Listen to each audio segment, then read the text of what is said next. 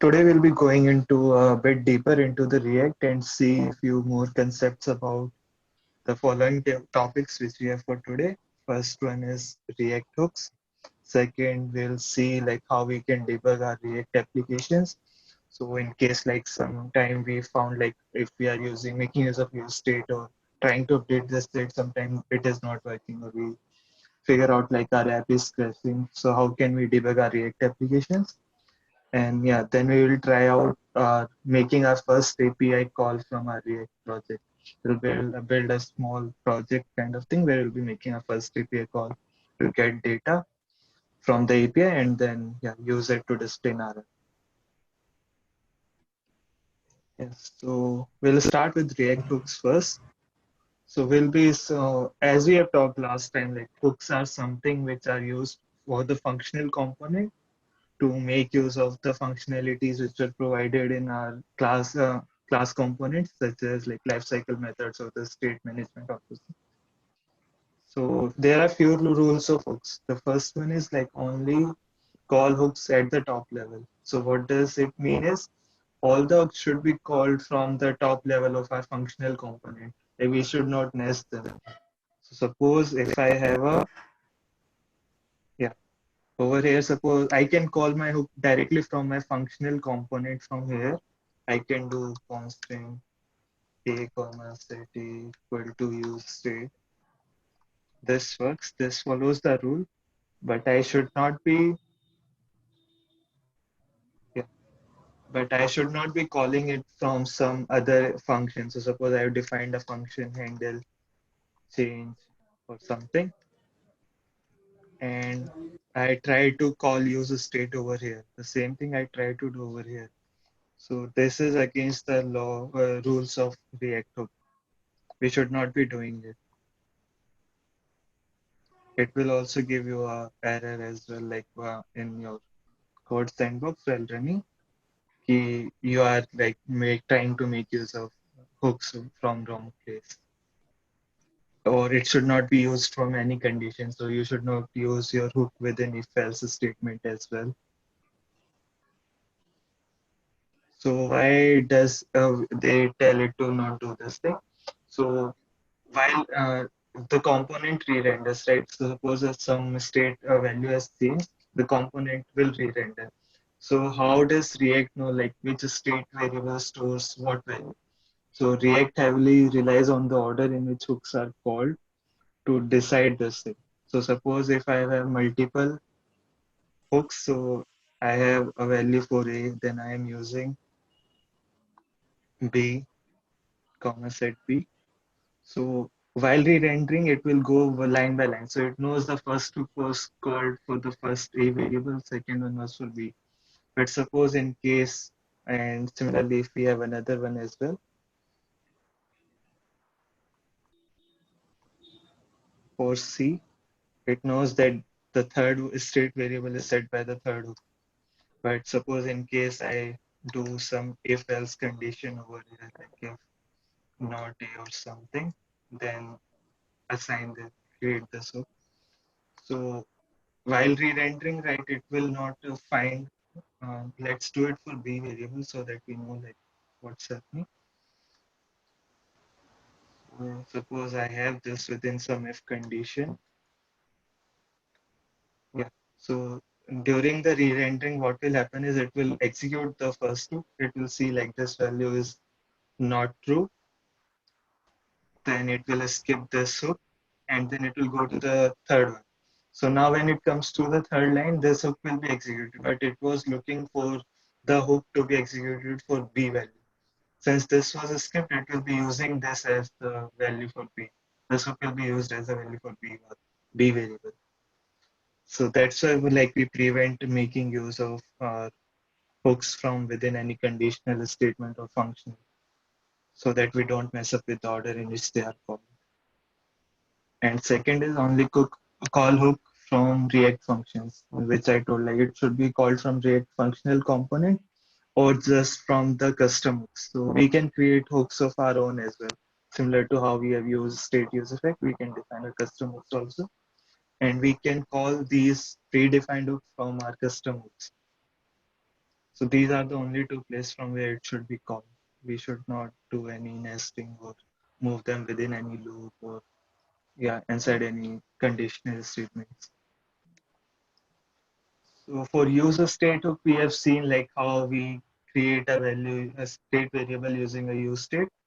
We have some, it gives us two values. First is the value, then second is a function to set that value. My God. Yeah.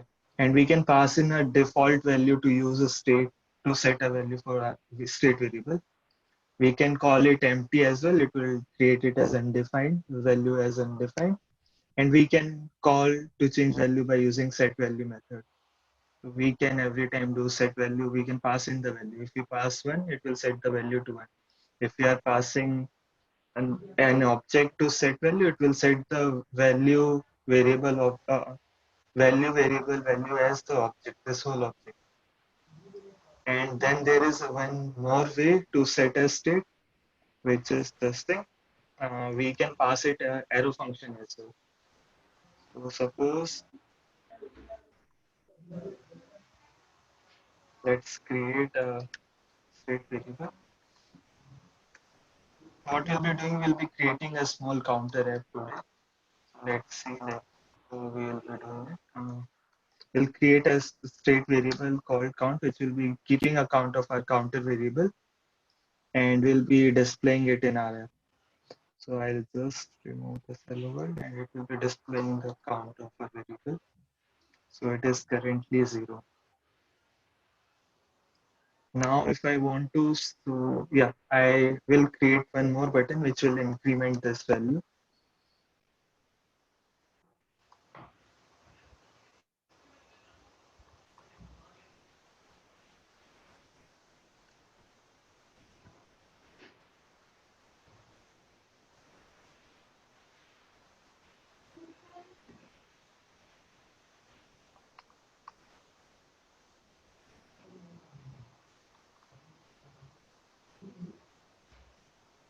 And we'll create this increment function. What it will do, it will just increment our set counter value of count to by 1. So what we can do is we can do set counter to count plus 1 as well. Like every time we click the increment button, it should increment the count by 1. And if we run this, we can see it's incrementing the value. Second way can be, instead of passing a value, we can pass in a function as well. So in this function, the parameter received is the previous state, that is the previous value of our current object. So if it was count, so we can name it anything, like it can be previous count, just to know like this is the previous value of our counter, and we can update it with the new value. So we can do previous count plus 1. So this is also similar to what we did before. It will also increment it by 1. So it's taking the previous count value, which is the current value of count, then adding 1 to it, and then updating the counter variable. And why this comes helpful is our set increment is a asynchronous function basically. So yeah, it we'll read more about it like when we'll be reading about Redux, like how it works internally.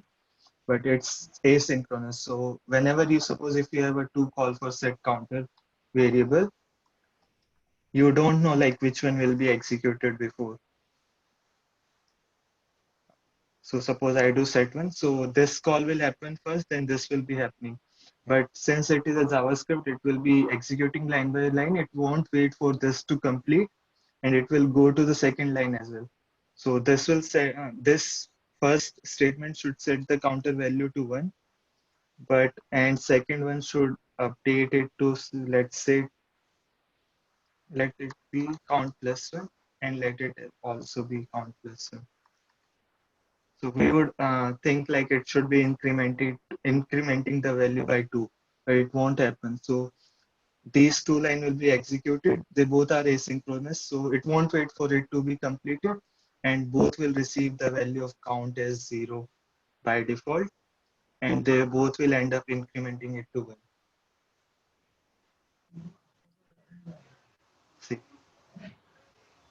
Ideally, we would be expecting, since there are two set counters, so it should be incremented by count plus 1, then 1 plus 1, 2, but it won't happen.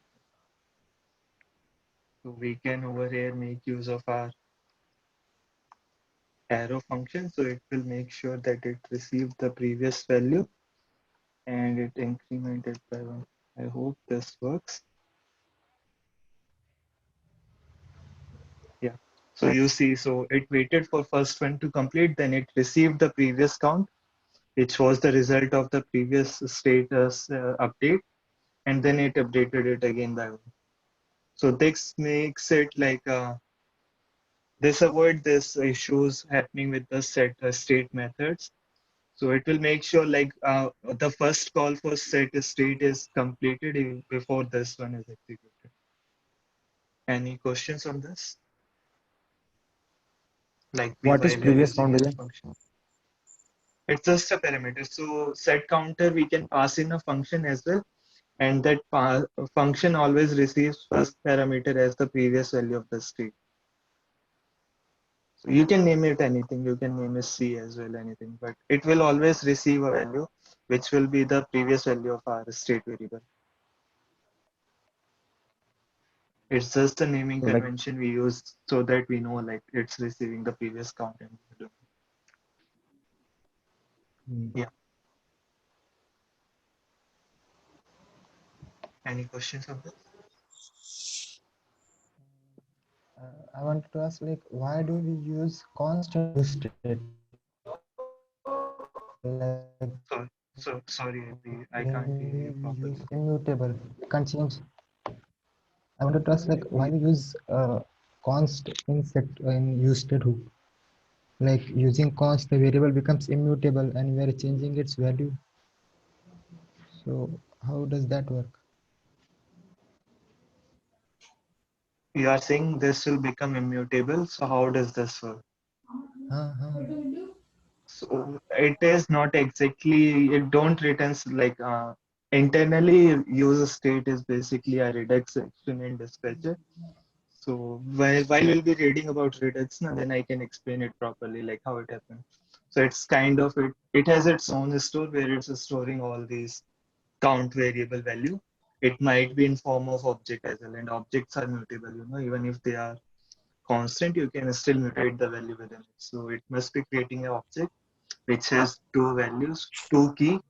First one can be the value, which will be for count, and second one will be a set counter method, which will return as a method. So we can use let also, no? Yeah, Or you can use let as well. okay, okay. Yeah, but it will const will just prevent you to creating another say state variable with the same name, so that you don't end up creating two variables with the same state variable. Yeah. Got it, got it. So And one more we thing, have Vivek. created, yes. Like just now you told that execution in JavaScript happens like asynchronously. Asynchronously. Yes. So how can we sure that like previous count will return one only? Like it may return zero also, because that like means previous means line may not get So executed before that the is fine. second line. So suppose if I have two set counter methods, so even if I'm doing over here three, so what will happen is these line will be, this function is asynchronous, not JavaScript is asynchronous. JavaScript execute line by line. So it will execute both the line. It won't wait for it to finish. This is async, so it can complete at any point of time.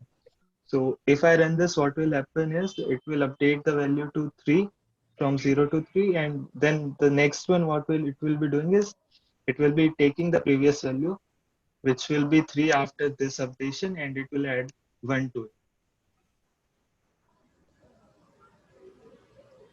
Instead, if I have done over here like count plus 1, So and by if I writing run like this, this, so it is just 1, right? Because it might have completed before and this might have completed after it. And but the value which when this line was executed, the value of count might have been 0 only. That's why it resulted in. So by Using writing arrow like this, function, yeah, so like means like by writing like this, like we are making the set counter as synchronous. we The are making execution of sure that yeah, we are making sure that the execution of the set counter happens synchronously. So that Hmm. like whatever value it receive, it is the updated value from the previous call.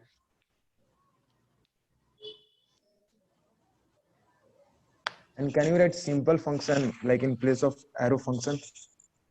Like Yes, yes, you can. Yeah, you can. so so in that like in that case also like we'll get the Yeah, same you will result. have to write something like this. यहाँ पे you will have to define a previous count like this, and inside this you can do return previous count plus one. This also is fine. Like this set counter is also asynchronous like the set status. Sorry, I didn't got your point. Like this dot set status like asynchronous one. Yes, yes, yeah. So is it that like set counter is also the Yes, async yes. work? It's similar to yep, yep. Okay, but when we use that function part, then it will be the work like synchronous. When we use arrow function, it will make sure that this function call wait for the previous call to be completed so that it Okay, updates the updated value from the previous call.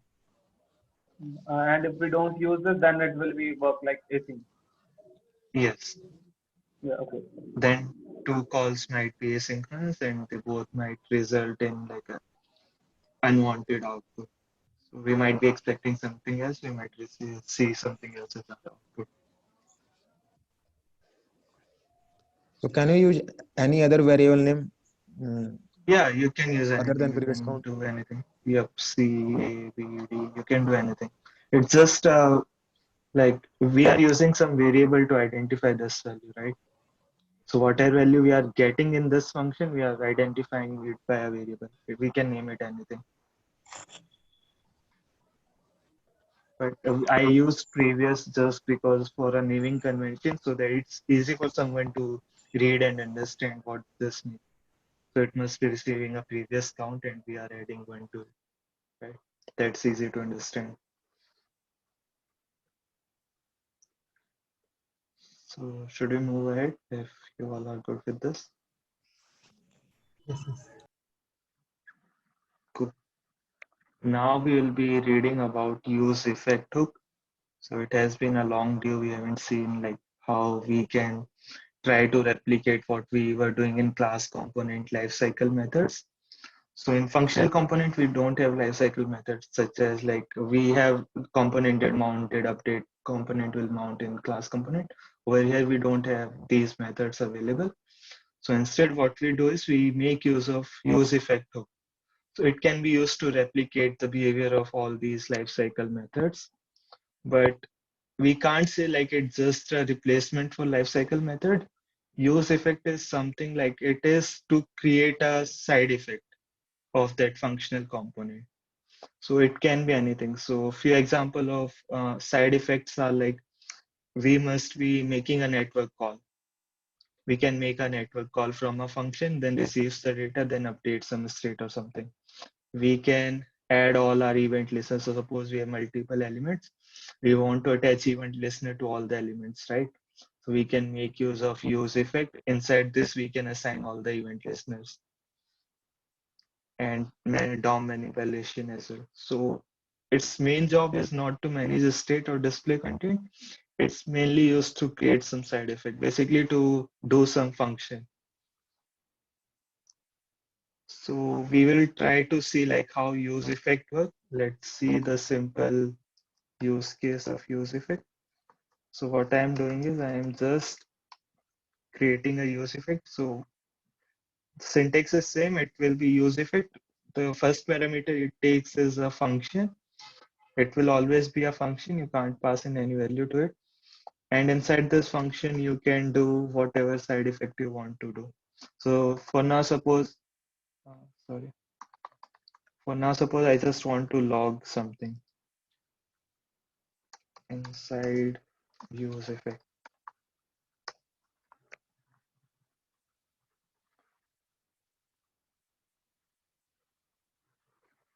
Yeah, so you see we have printed inside useEffect. So what happens is whenever this component is rendered, like whenever it is made visible to our screen, this useEffect is executed. So it printed console.log. And whenever like re-rendering will be happening, so suppose I increment the value by 1. I incremented a value, a state was changed, our component will again render. So this effect has again run because there was change in component. I do again, it will again run. You can see the inside useEffect console statement number increasing.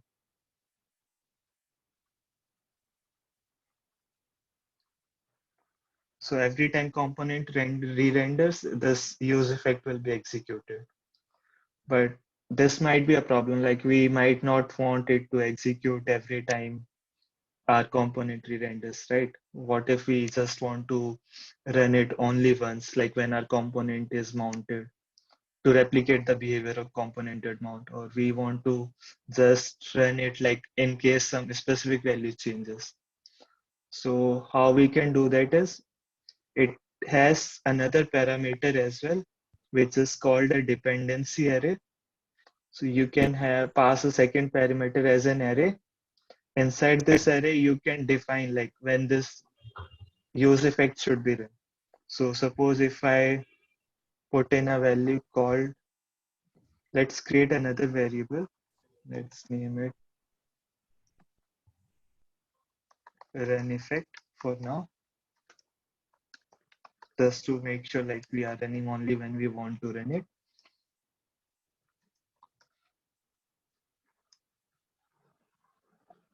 And I can pass it any value. So suppose I just pass it 0 and I pass this run effect variable as dependency to this array. So what it means is this effect should be run only when the value of run effect is changed. Cool. And now what we'll do is instead of, I'll add a one more button to run this use effect.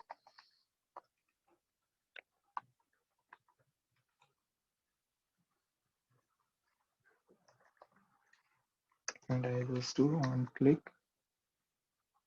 equal to, I will call set run effect. And what I will do is I'll just increment its value. I just want to change the value, so I'm just trying to change the value of this. Let's see now.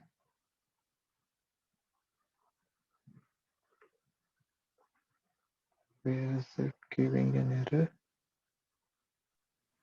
There should be use state, no? In line number 6, you have written use effect. Ha, my bad. It got typed like that. Cool. So for the first time, it saw the value as 0. So it ran for the first time. So we have seen inside use effect as printed. Now, if I click increment, you won't see it printing again. It's not running because we have defined the dependency that it should run only when the value of this state variable change. So we can define dependency on a state variable, props variable, on function as well. So suppose if we define some function, in case the function is changing, then it should only run. We can pass it anything, any reference to it as a dependency. Suppose now I click, I will clear the console, I click run button. Now the value of run effect has changed. So this effect has again run. If I click it again, I can again see inside use effect being printed. If I click increment, it's not getting printed. So this way we can define dependency as well. Now, suppose we just want to run it when the component was mounted.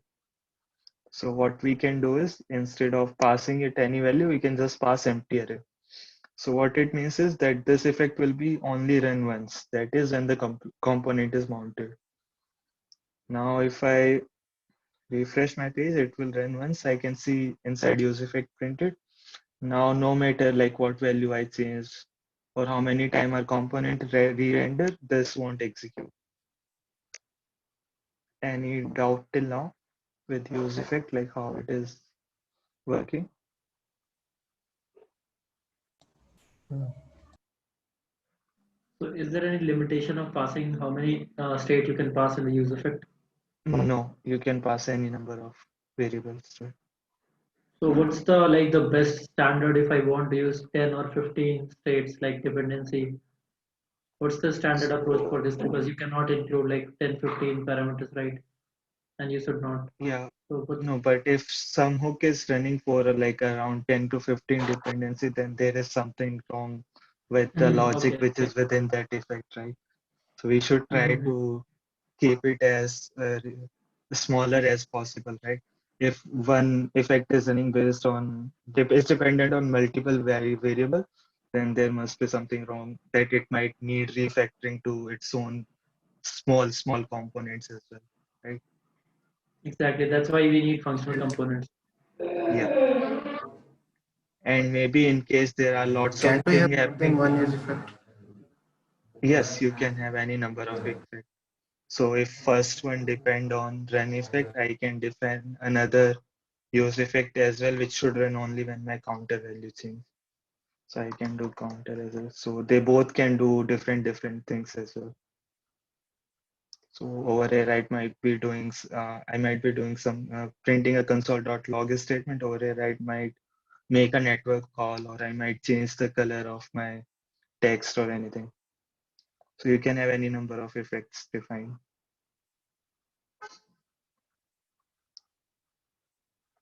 So are there Anything any apart from difference that? between component did mount and use effect?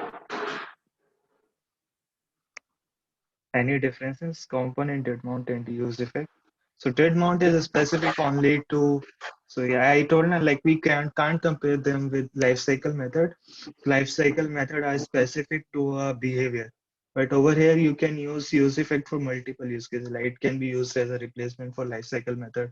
It can be used as for creating any type of side effect. So even if it is not mounting operation, then also you can create based on some variable change you are trying to update a value, right?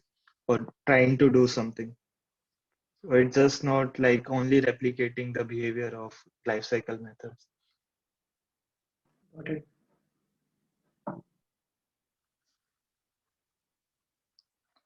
If we are good, then we can move ahead. Hey, I think we are running out of time as well. Can we join again?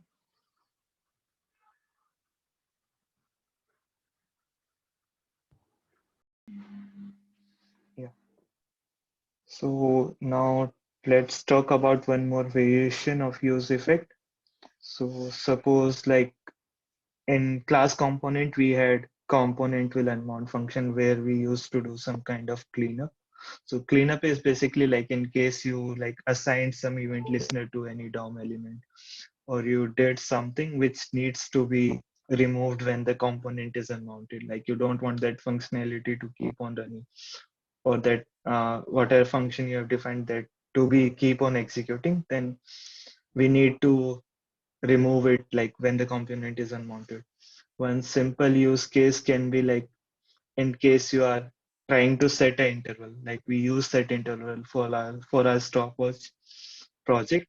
So suppose you have created a set interval method which creates an interval when you show your stopwatch. But what you want is there. Suppose there is some button to disable the stopwatch as well, like you remove it from your web page, you hide the stopwatch. Then you would want like that interval should stop automatically, right? It shouldn't keep on running in background. So you can make use of cleanup over there to clear that interval. So we'll see it within our counter app. So I'll be creating a small counter app. Till now what we were doing is we had a button called increment, which was incrementing it. Like we had to click this button, it used to increment. But now we want it to be a counter. So it should start incrementing automatically.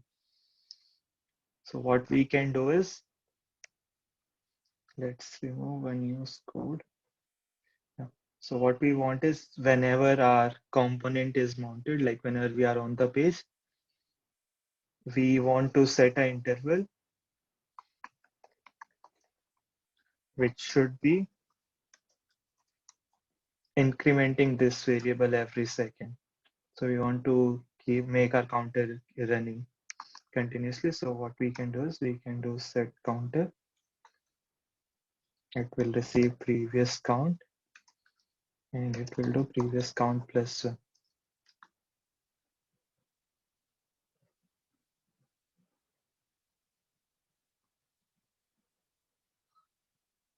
This is the issue with code sandbox, not the code. I had to refresh. Okay, it was correct basically. So set interval, we are passing a function. Right.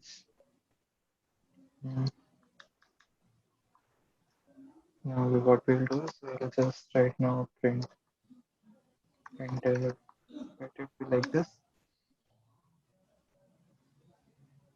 So now I have reloaded my page. So yeah, on mount, this component is mounted. Our app component is seen here. It has created the set interval on mount and it's running its printing interval after every 1 second. What we want to do is we want to update our counter value to the new one. Counter previous count plus 1.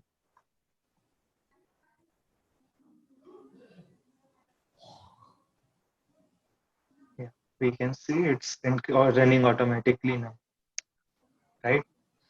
Now let's try to move it to its own component. So I can show you like what happens when we are unmounting this component as well. So I'll just create a counter component.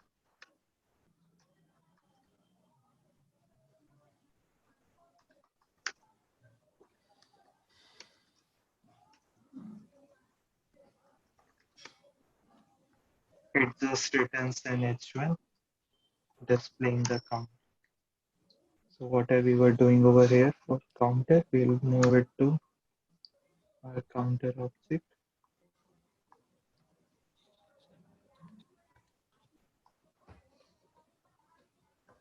We have moved this use effect as well from here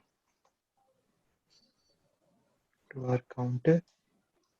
So whenever this counter is created, we want to start our interval. And it displays the count. It's just a simple component displaying the count.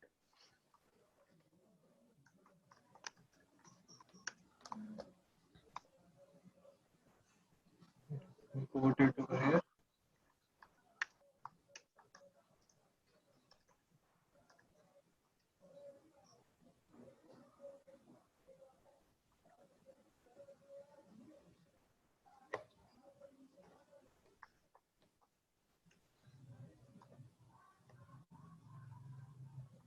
Yeah, so it's working similar to how it was working before. Now what we want is we want a button to show or hide this component. So we'll be creating a button.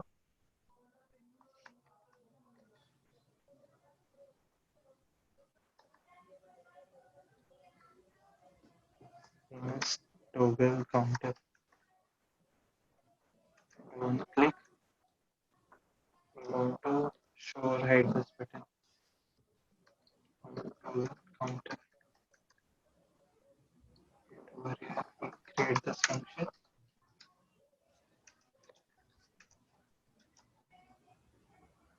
We'll have a state variable as well, which will be show counter, comma set show counter, which we'll be using based on this value. We'll be showing or hiding this component. So by default, let's make it true. And for this counter component, we'll put it in a expression. So if show counter is true, then it should render our counter component. On toggle counter, what we'll do, we'll just change the show counter value to opposite of what it is currently. So if it is true, we'll set it to false. If it is false, we'll set it to true. Now in our counter, let me add a console as well and set interval. So every time this runs, it will print something as well, interval. And we'll print count as well. Let it be interval only. Yeah.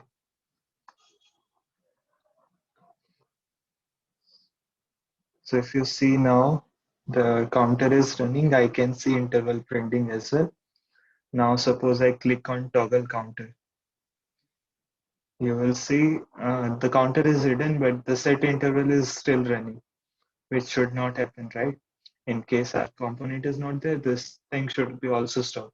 And we can see warning as well, key can't perform a React state update on an unmounted component. So we are trying to update a state within the set interval, but since this component is no more there in our DOM, so this state updation cannot happen. So how can we make sure like we clear this at a correct time, like when the component is written? So what we'll do, all the use effect, if you return a function from it. So suppose if I'm returning a function from a use effect, this function runs whenever like whenever this user effect has to be executed again. So it can be used for cleanup as well. So right now, since it is empty, this will only run when our component is mounted. And this will be removed as well, like when component is unmounted. So in return a statement over here, we can do a cleanup. So what we can do is, since set interval return ID, we'll store it in a variable. And what we want is, whenever this component is mounted, we should clear this interval. That's what we want, right? So now if we will see, interval is getting printed, it's incremented. But now if I toggle our counter, you'll see the interval is also stopped. It's on 6 value only. I can clear console also. It's not printing again. If I start toggle count again, it has started the timer again. If I stop, it won't print it again. Cool. Now, if you are not doing this thing, clear interval, suppose I've commented, I'm back to what we were doing before. So now see the number of how many times this interval is printed. It's incremented. I have toggled it. It's still incrementing it. But if I toggle it again, what will happen? This is again mounted. So it will create a new set interval, one more set interval, right? Now there are two set intervals running at 1 second gap. So you can see this is incrementing by 2 value at once. I'm not sure if this is visible. You can see updation happening with 2 values. If I do it multiple times, so I did 3 times, I did 4 times, 5 times, 6 times. You can see this value changing directly from 70 to 75, 85, 90. It has created multiple set intervals. So these things might result in some issues in the way how we want our app to behave.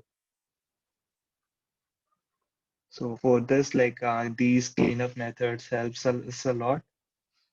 In case also, like suppose in my use effect, what I am doing is I am adding some event listener to my H1 tag. So suppose I am doing H and add event listener to this element. And now on unmount, I would like to that event listener to go away because I don't want if another element with the same ID or same reference comes up, I don't want the event listener defined over here to be executed for that component. Right? If you don't remove it, then it might happen like if you created in some other component element with same ID or same class name that event listener might execute as well. So any question? Yeah, on this thing, I can show one more thing as well. So since I told like this return function always runs whenever the use effect is called again. So suppose I have a dependency on my count variable. Now, let's define another use effect. So I have defined another use effect. It should be run only when my count value is changing. Over here, what I want to do is I'm just showing like it is updating. So updating count value. Now I return something from it, arrow function, which will just print cleanup. So you can see every time it's printing cleanup, updating count value. Yeah, I'll stop. Cleanup, updating count value, cleanup, updating count value. So why is this happening? So first, suppose the first value was 0, this will run. Sees the value is 0, it printed updating count value. Now set interval updated it to 1. Now the value has changed, so this effect has to run again. So it will run its cleanup method to clear whatever things was done by the first use effect call. And then the next call with same thing will happen again, then it will again update the count value, and again the value will change, then it will again clean up, then it will again update the count value. So that's how like it takes care of re-rendering, right? You can make sure like if some component is re-rendering and you want to clean up something or you want to do something whenever the component updates, then you can make use of this as well. Any questions on how this return function from useEffect works? So sir, like this count value will change. So this return function will run every time. Yeah, because yes, it will run every time whenever this value changes. Okay. So doesn't it make like application to like take much work? So Like it yeah, will go. this might not be the best use of it over here, but it, so if you have to see Obviously, the use case, you can like pretty much understand from this unmount and mounting thing. This might be at that time helpful in a it specific will be scenarios. when it will be amount, then it will clear all the things. Yeah. So if, Okay. yeah, this use effect is called only when component is mount, only once, like when component is mounting and unmounting. And if you want to do something on unmounting, you can define within this function. Same thing happen over here. So this will run whenever a value is changed, when the count value is changed. So it will always update a value, and you want, suppose whenever the value is changing, you want to do something to set up before the next update happens. So suppose like before changing the count value, you might want to update some other variable, or you want to maybe change the color or something, and then only the next thing should happen. So that can be taken up over here, right? That is not a perfect example, but that can be done.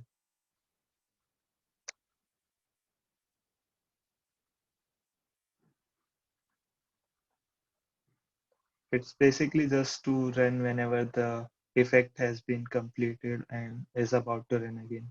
Before that, this should be run.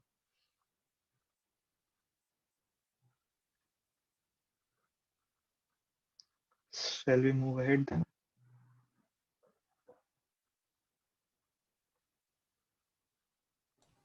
Yes. Cool. Yeah. So we have covered mostly everything related to use effect. There are other hooks as well, like use memo, use callbacks, which you can see they won't be used much at the moment. They are mostly to improve the React application performance